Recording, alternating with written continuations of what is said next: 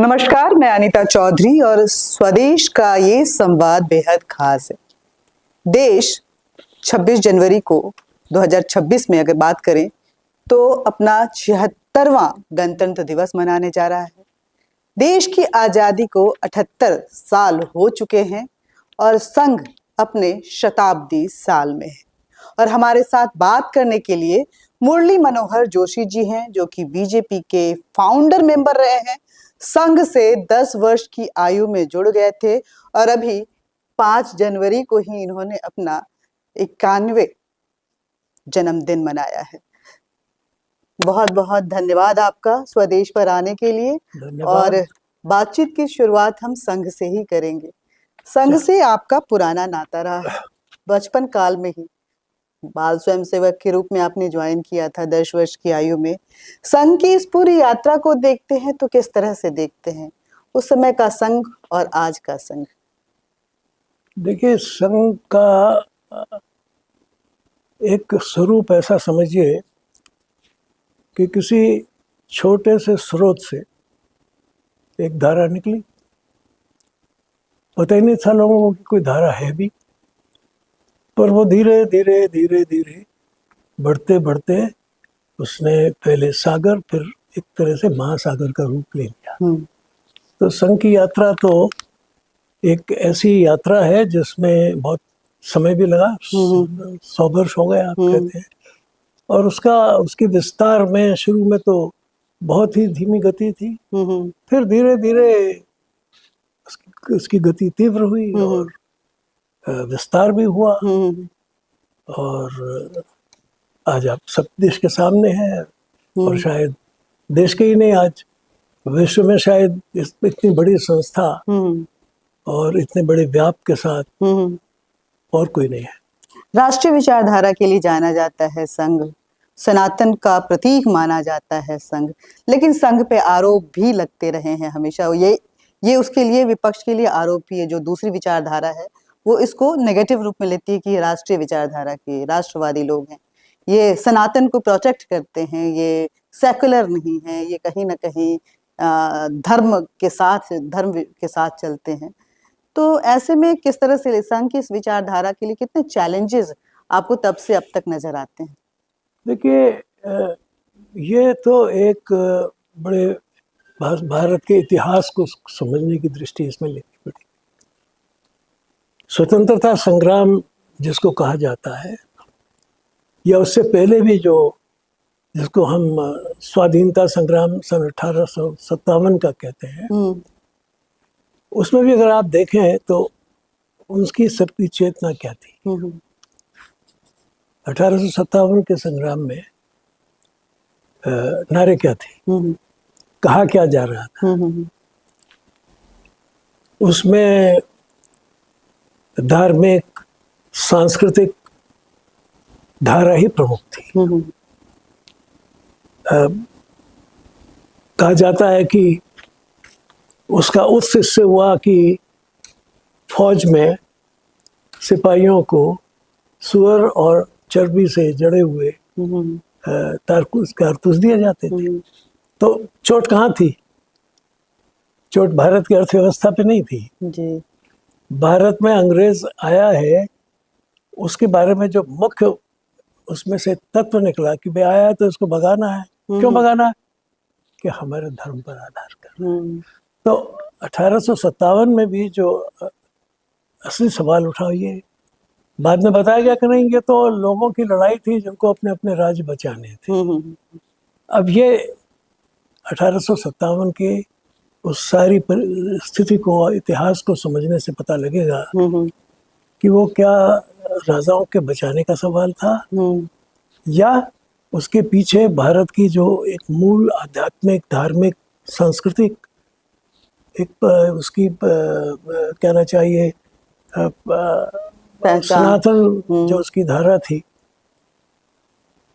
उसको बचाने का, उसका सुरक्षित रखने का मामला था। अब ठीक है, जब ये धारा थी तो उसमें संघर्ष हुआ, और इस धारा को बचाने के लिए बहुत से लोगों ने संघर्ष किया। अब रानी झांसी बाई का जो संघर्ष था वो क्या था? तो दोनों ही बातें थी ना उसमें। अब किसी का भी देख लेंगे। तो इसलिए ये कहना कि ये स्वाधीनता संग्राम में किसका था या किसका नहीं था, ये एक मेरी दृष्टि में एक बहुत ही विचित्र सवाल है। आप किस पॉइंट से शुरू कर देते हैं? तो सही बात है। सही बात उसके उसके पहले बहुत से संघर्ष हुए। क्या हम कहें कि जब अलेक्जेंडर का आक्रमण था तो वो क्या था? वो भी तो स्वाधीनता संग्राम। जी। तो जब चाणक्य कर रहा था तब आप कहाँ थे? तो ये सवाल उठ जाएंगे। तो सवाल ये है कि आप भारत के इतिहास को किस दृष्टि से देखते हैं और उसमें से क्या आप प्राप्त करना चाहते हैं। इसलिए जब ये सवाल चला तो ये प्रश्न उस समय ज्यादा महत्वपूर्ण नहीं था। हाँ, विचारधाराओं में अंतर था तब भी, वो स्वाभाविक था, वो आज भी है। वो जो उसका पहलू है स्वाधीनता संग्राम का, वो आज खत्म थोड़ी हो गया जी। अब अगर एक बार कहा जा रहा था कि सुभाष ने क्या किया, अब उन्होंने तो जो स्वाधीनता तत्कालीन स्वाधीनता संग्राम का मुख्य प्रयोजन था, उसमें अहिंसा उसका एक मुख्य सूत्र था। उन्होंने कहा नहीं, मैं तो हिंसा के मार्ग से चलूंगा। अब आप क्या कहेंगे उसको कि उसने क्या किया?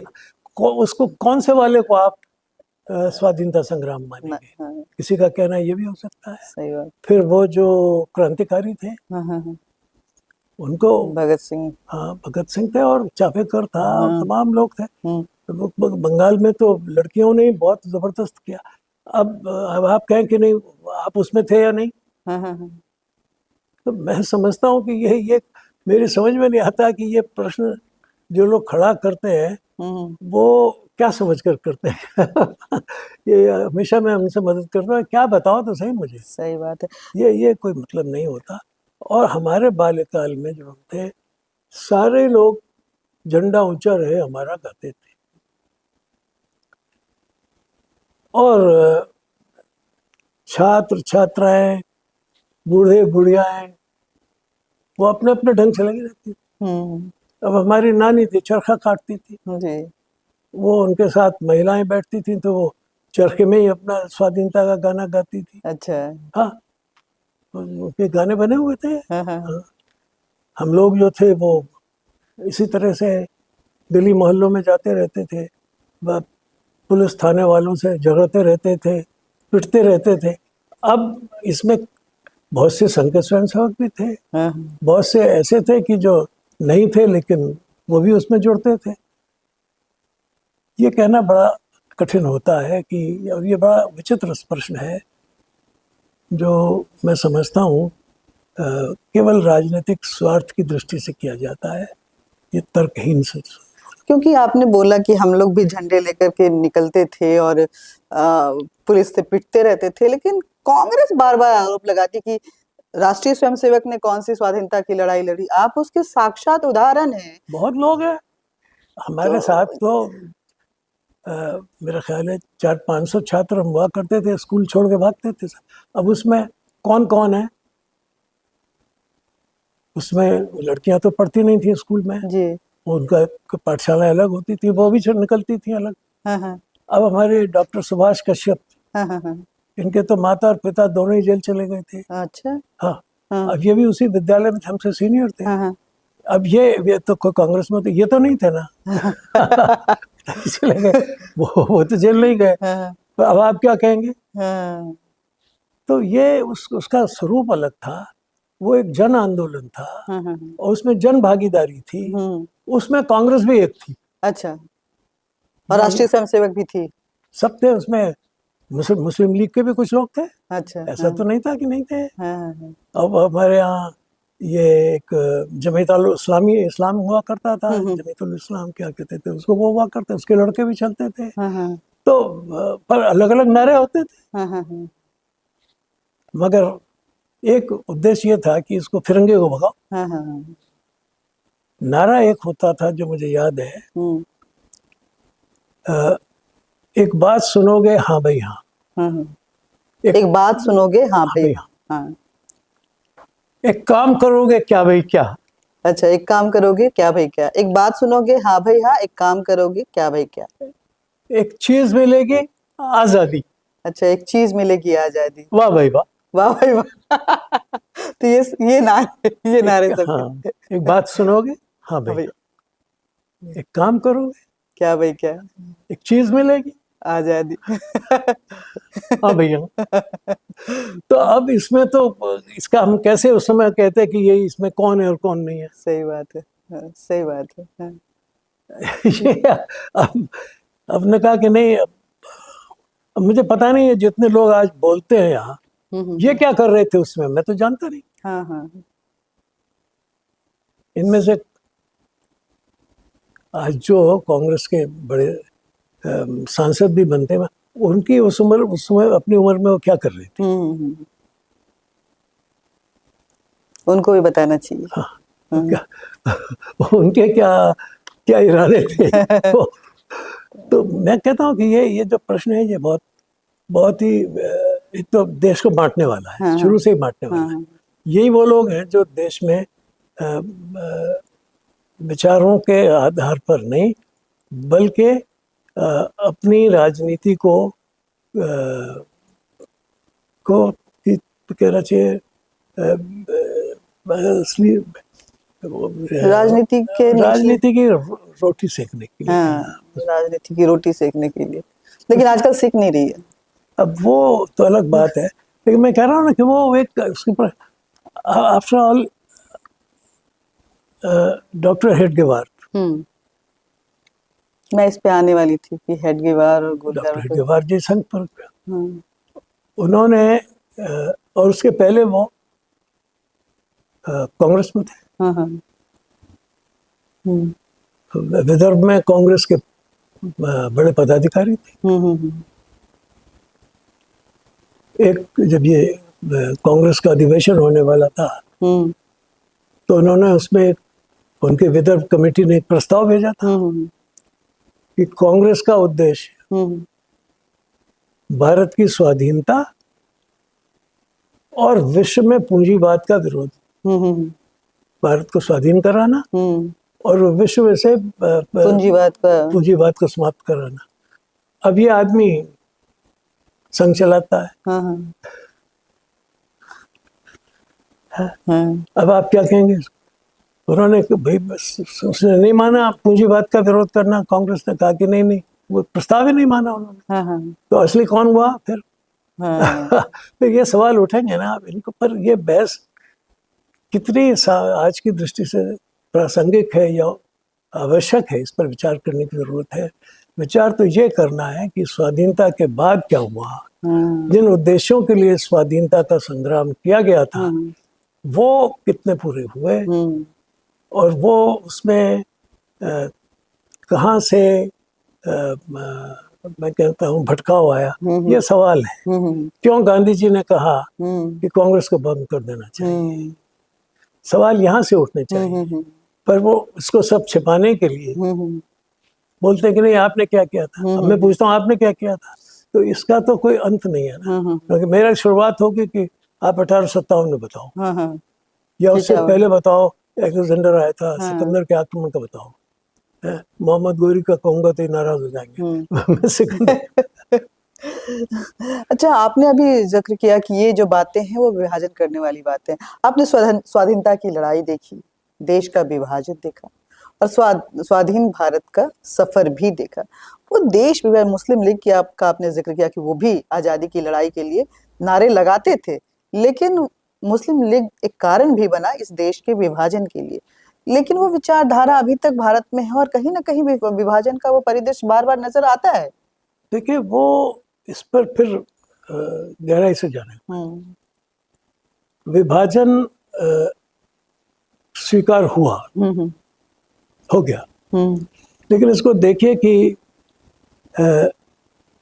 विभाजन के अंदर जो कांग्रेस की जो समिति थी, उसके अंदर का माहौल क्या था। डॉक्टर लोहिया क्यों रो रहा था? वो कहता था कि हमको तो ठग लिया गया। तो कुछ न कुछ तो बात वहां भी थी। उसका बहुत सही विश्लेषण करना ये आवश्यक है, जो मैं समझता हूँ कि आजकल बंद हो गया है। लेकिन ये जानना जरूरी है, आपके मुंह से जाना, क्योंकि आप प्रत्यक्षदर्शी रहे हो इन चीजों नहीं, के। हम प्रत्यक्षदर्शी रहे, लेकिन अब कांग्रेस के अंदर वो उस समय का जो इतिहास है, जो बातें हो रही थी, जिस तरह से कमीशन आ रहे थे, जा रहे थे, अब इसमें भी तथ्य है कि इस कांग्रेस के सारे लोग तो जेल में बंद थे, लेकिन उसके बाद भी आजाद आजाद हो गया। सही। तो ये सवाल उठते हैं ना कि भाई ये कैसे हो गया। अंतर्राष्ट्रीय परिस्थितियां भी थी। आपने एक और चिंता करी कि हम जब स्वाधीन हुए तो हमने स्वाधीनता तो हासिल कर ली, लेकिन हमारा लक्ष्य क्या पूरा हुआ, इस पर विचार करने की जरूरत इसका है। कारण यह है कि हमारा स्वाधीनता के पहले क्या लक्ष्य था, इस पर भी बहुत गहराई से विचार नहीं हुआ था। एक मोटा मोटा लक्ष्य था कि अंग्रेज को भगाना है। गांधी जी कहते थे कि मैं और उनके जैसे बहुत से लोग कि हमारी लड़ाई अंग्रेज से नहीं, अंग्रेजियत से है। ऐसे बहुत से लोग थे जो कहते थे कि नहीं, सिर्फ अंग्रेज से, अंग्रेजियत से नहीं है, बल्कि हमारी लड़ाई उस भारत को स्थापित करने की है जो भारत का मूल रूप है, मूल तत्व है। अब आप तिलक को क्या कहेंगे, आप अपने इनको क्या कहेंगे, ऋषि अरविंद को क्या कहेंगे, आप इनको बिपिन पाल को और लाला लाजपत राय को, लाल बाल पाल को क्या कहेंगे आप। और आखिर आप ये देखेंगे कि गांधी जी ने तो कहा ना राम राज्य की स्थापना करना है, करेंगे।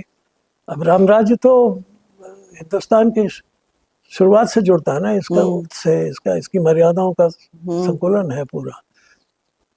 तो इसका मतलब है कि उस समय भी एक इस तरह की बात थी कि हाँ भाई, लेकिन पहला काम ये कर लो। समझता हूँ कि उनकी योग्यता, प्रतिभा का एक ये प्रमाण है, बहुत ज्वलंत प्रमाण है। वो ऐसे छात्र थे कि जिनके प्रायोगिक परीक्षक डॉक्टर रमन थे, और उन्होंने उनको 100 में 100 नंबर दिए प्रयोगशाला के उसमें। तो वहाँ प्रोफेसर ने कहा कि आप ये क्या कर रहे हो, हमारे यहाँ 100 में 100 नंबर। कहने के भाई, this boy knows more than me. तो ये एक ऐसा प्रतिभाशाली व्यक्ति था, और वो है, लेकिन वो संघ से तो संबंधित रहा ही। तो वो पढ़ाते भी रहे। वो मेरे गुरु भी थे, और 17 साल में और वो एक साथ एक ही कमरे में बैठ के पढ़ाते भी रहे, एक ही प्रयोगशाला के हम दोनों। वो संघ और विज्ञान दोनों में उनकी प्रतिभा और उनका जो कहना चाहिए, जिसको कहते हैं साधारण वो नहीं था कि आप ट्रेन से उतरे और क्लास में आ गए, एमएससी क्लास में आ गए, और फिर क्लास खत्म की और साइकिल कर बैठ कर चले गए, गांव में चले गए। तो ये जो उनकी एक तीव्र उनके अंदर की पिपासा थी संघ के काम करने की, और साथ ही साथ जो उनको पढ़ाना है उसको बिल्कुल उसी स्तर पर, क्योंकि जब हम पढ़ते थे तब पुस्तकें नहीं थी। अच्छा। और एमएससी में तो पुस्तकें बहुत विदेशी लोगों की लिखी थी, वो भी 2-4 होती थी, मिलती नहीं थी, लाइब्रेरी में जाना होता था। तो उस समय का ये रहता था, भाई देखो तुम्हें ये पढ़ना है ना, किसी ने पूछा गुरुजी कहाँ से, देखो वहाँ मिलेगी उस पुस्तक के उसमें मिल लेना। वहाँ एक रिसर्च जर्नल आया हुआ है, उसमें ये चीजें मिल जाएंगी, वो पढ़ लेना। अच्छा। तो ये जो बात है, इतना काम करते करते ये भी याद रखना कि वहाँ पर प्रयोगशाला में अगर कोई प्रयोग हो रहा है और लड़के से ठीक नहीं आए और थोड़ा सा उसको समझा दिया। तो ये एक उनकी बड़ी भारी उनकी मैं समझता हूँ प्रतिभा थी, गुण था, जिससे छात्र उनसे बहुत ही प्रभावित होते थे। और हॉस्टल में जाते थे, लोगों से बात होती, तो बहुत से लोग उनसे जुड़ते थे। कुछ शाखा में आते थे, कुछ वैसे भी जुड़ जाते थे कि भाई एक ऐसे प्रतिभाशाली व्यक्ति से जुड़ना है। और उस समय चूंकि इलाहाबाद में ज़्यादातर लोग सिविल सर्विसेज के लिए तैयारी या करते। इंजीनियरिंग सर्विसेज के लिए उसके लिए आते थे, हम्म, तो शाखा में आते थे, लेकिन वो फिर जैसे परीक्षा में आ गए तो उधर चले जाते थे। मगर उन्होंने एक ऐसी छाप छोड़ी और आसपास के ज़िलों में लोग आते थे, देखने के लिए भी आते थे, पढ़ने के लिए भी आते थे। और बहुत सहृदय थे छात्र में। कोई बीमार हो जाए तो हमसे कहते यार वो तुम्हारा आज वाला स्टूडेंट आया था क्या? मैंने कहा नहीं यार, तो जरा चलो देखा। अच्छा, मतलब इतने सोशल, इतना सभी हाँ चीजों का बिल्कुल सब। बिल्कुल। और जब जो नए छात्र आते थे उनसे बराबर पूछते थे किस जिले से आए हो, किस प्रदेश से आए हो, अ, किस हॉस्टल में हो। और अब कोई आया वहाँ से, मणिपुर से आया, हाँ, तो पूछते थे भाई कैसा भोजन खाता है तू, कहाँ मिलेगा कि नहीं मिलेगा। तो ये प्रचारक का गुण था या रज्जू भैया का गुण था? ये रज्जू भैया का स्वतः भी गुण था, हाँ, और प्रचारक होने से उन्होंने ये ज्यादा विकसित कर लिया। हाँ। फिर उनके पिताजी में भी यही गुण था, उनकी अच्छा। माताजी में, उनके छोटा भाई मेरा क्लास फेलो था, उसमें भी यही गुण था। अच्छा। तो ये उनका एक जिसको कहते हैं जेनेटिक हाँ, स्वभाव था वो। इमरजेंसी को देखते कैसे हैं? देखिए वो जो इमरजेंसी उत्पन्न हुई ना, वो एक एक राज्य पर अधिकार बनाए रखने की एक आकांक्षा से, कि जिसको मैं हिंसक आकांक्षा कहता हूँ। सामान्य आकांक्षा होती तो होती है, लेकिन एक बड़ी हिंसक आकांक्षा थी। नहीं, मैं क्रुएलिटी नजर आ रहा था। हाँ, उसमें क्रुएलिटी ज्यादा नजर। उल्टी आती है ना, मतलब कौन है टाइप हाँ, ये कौन होते हैं, और मैंने किया क्या है, हाँ, हाँ। और मेरे अलावा कौन है। हम्म, और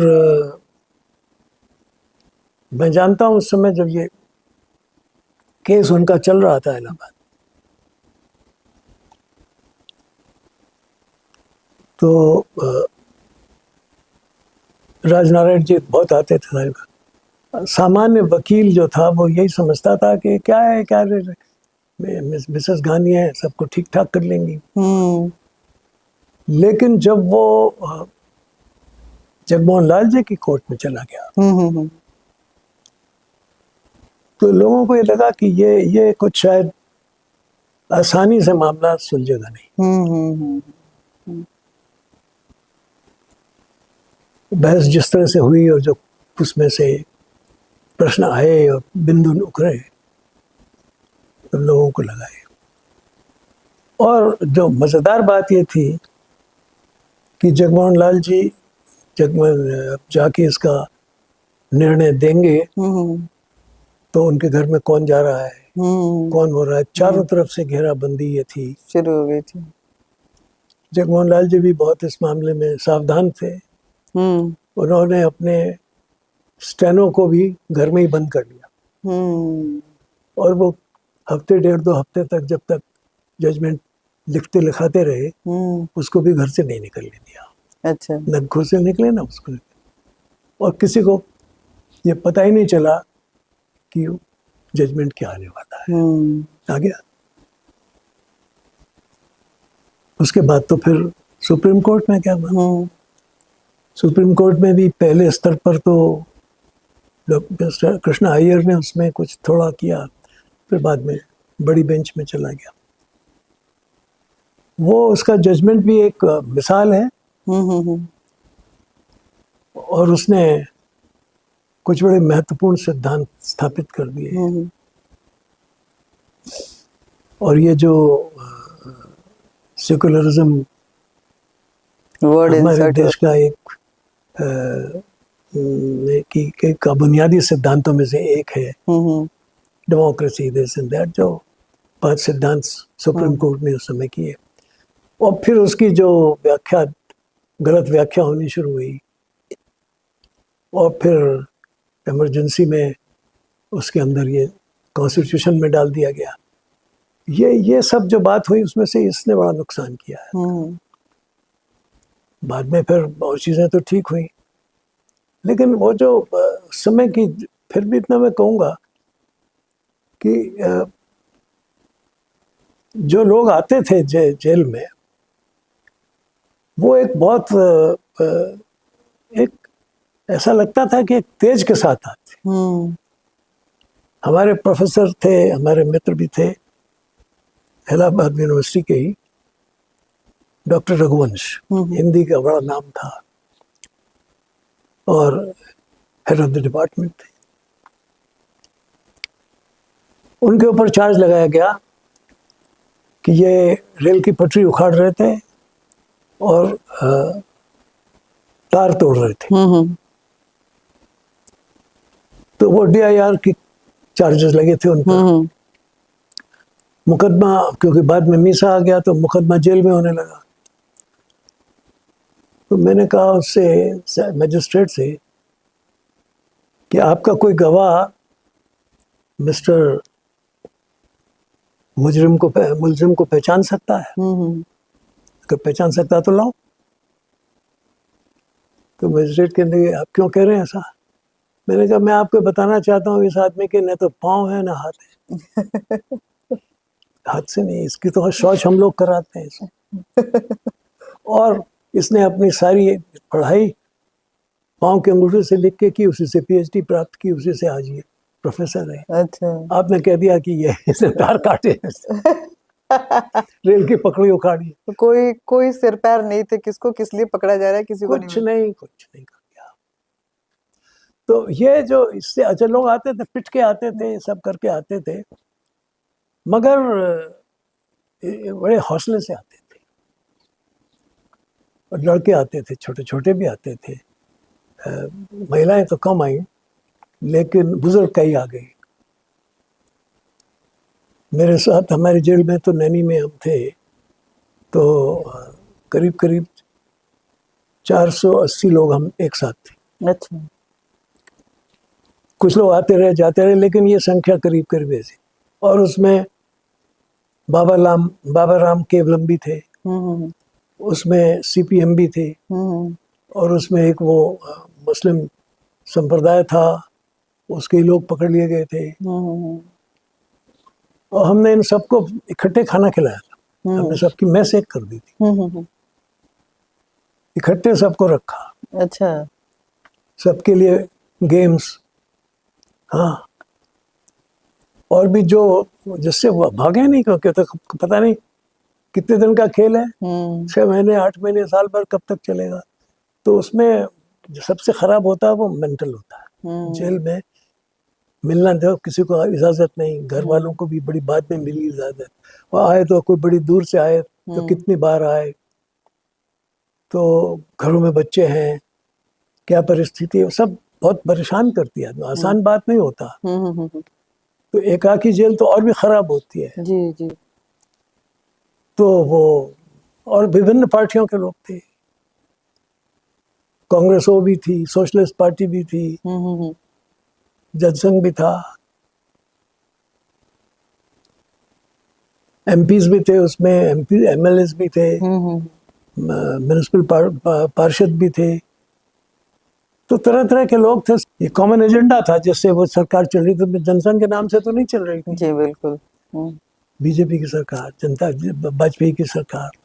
मगर उसने जो किए काम, उसका आप देखें, हमने कहा था कि राष्ट्र स्वाधीनता के लिए सब कुछ करने की जरूरत है, सुरक्षा की, एटम बॉम्ब आपकी सरकार के समय ही आया। सारी शिक्षा के अंदर आमूलचूल परिवर्तन कर दिए। सबसे पहले मैंने, जिसको आज ये बड़ा लोग गाल गाते हैं, फर्स्ट इंफॉर्मेशन टेक्नोलॉजी, NIIT माने information technology, IIT for information technology, जिसका सारा आज ये AI जिसमें से विकसित हुआ, जी। मुझे मालूम था कि होने वाला, उसकी कमेटी भी सारे देशों को, लोगों को शामिल किया उसमें। ऐसी अनेक चीज़ें थी जो की गई। सर्व शिक्षा अभियान बनाया, कॉन्स्टिट्यूशन में अमेंडमेंट किया कि लाइट टू, हाँ, फिर जो ग्रामीण सर्व सड़क बनाई, हम्म। बड़ी सड़कें तो बनाई, ट्रायंगल तो बनाए, गोल्डन ट्रायंगल, लेकिन ग्रामीण सड़क योजना भी दी। तो ये इसको करता। फिर उसमें ही ये सारी चीज़ें निकली थी, किसानों के लिए अधिकार पत्र देना, मैंने जो हम अंत्योदय की योजना, वो योजनाएं तो सब वही चल रही थी, लेकिन सबकी साझेदारी से चल रही थी, सबको साथ लेके चल रही थी, और एक बड़े फलक पर काम चल रहा था। और ये दिख रहा था लोगों को कि एक सर्वसमावेशी राजनीति इस देश में चल सकती है सफलतापूर्वक। तो ये एक बड़ी चीज़ थी, और मैं समझता हूँ कि ये जो मूल उद्देश्य था एक सर्वसमावेशी समाज बनाने का, उसका एक बड़ा ऐसा अद्भुत प्रयोग था। और वो लेकिन दुर्भाग्य से हम हार गए। हार गए तो हार गए। फिर अब उसके बाद ये है कि एक नई यात्रा शुरू हुई, नए लोग आने शुरू हुए, उनका नया जोश आया, कि नई कोपलें निकली, नए कांटे भी आए, सब कुछ हो गया। और वो दोनों चीज़ें हमारे सामने हैं। अब आजकल तो करना वैसे हिंदुत्व के लिए चुनौती मानते हैं अभी फिलहाल के परिदेश? मैंने ये नहीं मानता हूँ मैं कि कोई चीज़ हिंदुत्व के लिए चुनौती है। हाँ। हिंदुत्व के लिए कोई चुनौती नहीं हो सकती। हिंदुत्व खुद अपने लिए चुनौती पैदा कर ले, हाँ। वो होता है। हाँ। पर हिंदुत्व के लिए कोई चीज़ बाहर से चुनौती नहीं हो सकती। चुनौती नहीं हो सकती, हो ही नहीं सकती, क्योंकि ये एक ऐसा सार्वदेशिक सिद्धांत है कि जिसको कौन चुनौती देगा, देके क्या करेगा। यूनान और मिस्र मिल गए सब जहाँ से तो वो हमें कौन चुनौती देगा। जी। मगर ये जो कहा गया ना कि ये मैं उसकी जो आप बात कर रहे हैं कि ये हो गया, वो हो गया, ये हो जाएगा, वो हो जाएगा, ये चुनौतियाँ नहीं है, ये कुछ नहीं है। अगर चुनौती होगी तो हिंदू अपने को, जब हिंदू जो अपने को अपने सही हिंदू को नहीं समझेगा, वो चुनौती दे दे तो दे दे, पर बाकी हिंदू को कौन चुनौती देगा। एक अंतिम सवाल है, अर्थव्यवस्था के रूप में भारत अब तीसरी शक्ति बनने जा रहा है, और इसमें सांस्कृतिक विकास कितना दिखते हैं, और आर्थिक विकास ही क्या देश की सबसे आमूलचूल परिवर्तन के लिए जरूरी है? अर्थव्यवस्था के बारे में हम विचार करें तो उसके सभी पहलुओं पर विचार होना चाहिए। ये कहने से कि हमारी अर्थव्यवस्था इतनी ऊंची हो गई, ये है, हो गई, इतने ट्रिलियन पर पहुंच गई, मगर पर कैपिटा इनकम कहाँ है। हमने कहा कि हमने जापान को पछाड़ दिया, ठीक है, पर जापान की आदमी की पर कैपिटा और हमारी पर कैपिटा में उसका जो अंतर है वो तो वही बना रहा। तो हमने कहाँ पछाड़, जापान में कुछ कमी आ गई, वो पिछड़ गया, हम में कुछ तेजी आ गई, हम आगे आ गए, लेकिन आम आदमी पर उसका क्या असर पड़ा, क्या उसकी वाकई प्रति व्यक्ति आमदनी बढ़ गई? इसको लेकर के आपने शायद सरसंघ चालक जी के सामने कुछ बातें हुई थी, तो आपने कुछ इसको लेकर के बातें भी कही थी कि हमारा जो गैप है between the common man to the जो पूंजीवादी है, वो देश के लिए चिंता का विषय आपने बताया। मैं कहता हूँ उसके लिए हमेशा ही, सारी दुनिया के लिए चिंता का, क्योंकि मेरी निगाह में आज दुनिया की जो भी ये बड़े देश माने जाते हैं, ये सब टेक्नो इकोनॉमिक कैपिटल सिस्टम में है। ये किसी से और सिद्धांत पर नहीं है, ये कैपिटल और टेक्नोलॉजी के आधार पर चलते हैं, और उसके आधार पर जो विकास का उनका अपना पैमाना है, वो उन्होंने कंजम्पशन को बना रखा है। हमने अपने लोगों का कंजम्पशन बढ़ाया, और उसकी हमारी ये टेक्नोलॉजी है, उसके लिए हमारे पास इतनी पूंजी है, और लोगों का कंजम्पशन बढ़ा, वो सुखी हैं, वो मस्त हैं। मगर उसके कारण से दूसरे देशों पर क्या असर पड़ रहा है इसकी उनको चिंता नहीं है। आखिर आज भी अमेरिका सबसे ज्यादा कार्बन का उत्सर्जन कर रहा है, हमसे कहीं ज्यादा कर रहा है, लेकिन कर रहा है और कहता है कि मैं तो ग्रीनलैंड भी ले लूंगा, ये भी। तो ये जो चीन का बस चलेगा तो वो ताइवान को ले लेगा, मौका आ जाए तो हमारे नॉर्थ ईस्ट में भी कब्जा कर लेगा। रूस का देख रहे हैं आप, तो वो अपना यूक्रेन पर रहे हैं और भी इधर।